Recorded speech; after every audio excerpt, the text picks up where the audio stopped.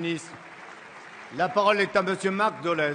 Monsieur le Premier ministre, si le tour de vis fiscal a bien été engagé sous le précédent quinquennat, en l'état actuel des choses, vos choix budgétaires ne permettent pas pour autant de répondre à l'angoisse de millions de contribuables. Parmi eux, beaucoup de retraités imposables pour la première fois. On leur réclame cette année plusieurs centaines d'euros, auxquels s'ajouteront les taxes dont ils étaient jusqu'ici exonérés et l'augmentation de la TVA au 1er janvier.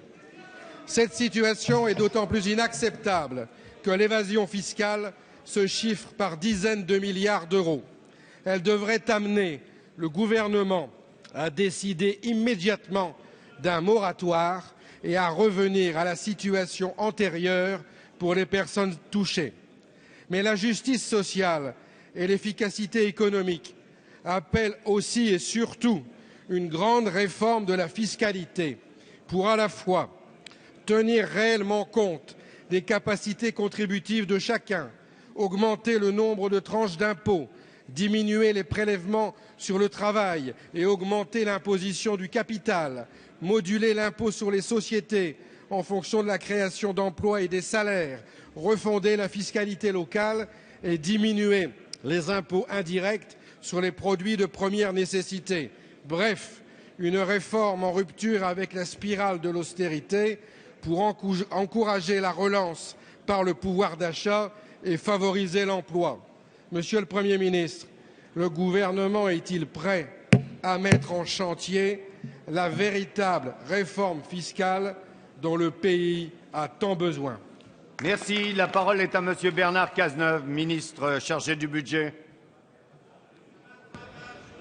Monsieur le député Dolez, je voudrais apporter une réponse précise à la question que vous posez. D'abord, vous vous inquiétez, comme d'autres parlementaires l'ont fait, de la situation de contribuables, notamment âgés, qui sont rentrés dans l'impôt sur le revenu, alors qu'ils en étaient sortis depuis longtemps ou qu'ils n'avaient pas vocation à y entrer. Si cette situation existe, monsieur le député, vous le savez bien, et votre question aurait pu le préciser, c'est parce qu'il a été décidé en 2011 de mettre fin à l'indexation du barème de l'impôt sur le revenu et que la précédente majorité a également décidé de mettre fin à la demi-part des veuves qui conduit aujourd'hui des milliers de personnes âgées à rentrer dans l'impôt. Nous sommes déterminés à corriger cela. Comment ?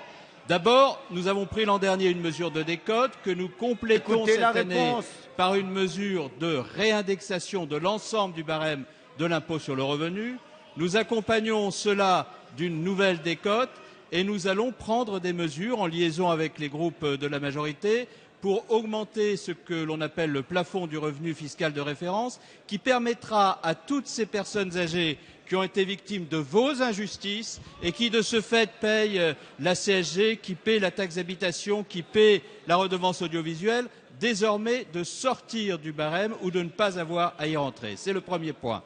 Deuxième point, nous sommes déterminés à lutter contre la fraude fiscale. Votre groupe, d'ailleurs, à travers le travail excellent fait par le sénateur Bocquet, a contribué à amender notre texte et la lutte contre la fraude fiscale est un objectif déterminé qui va nous conduire en 2014 à récupérer près de 2 milliards sur ceux qui ne paient pas l'impôt. Enfin, si nous ne sommes pas favorables au grand soir fiscal, nous sommes favorables à la réforme fiscale. Il y a des mesures dans ce budget, il y en aura dans d'autres pour faire en sorte que l'impôt soit plus juste. Merci, Monsieur le ministre.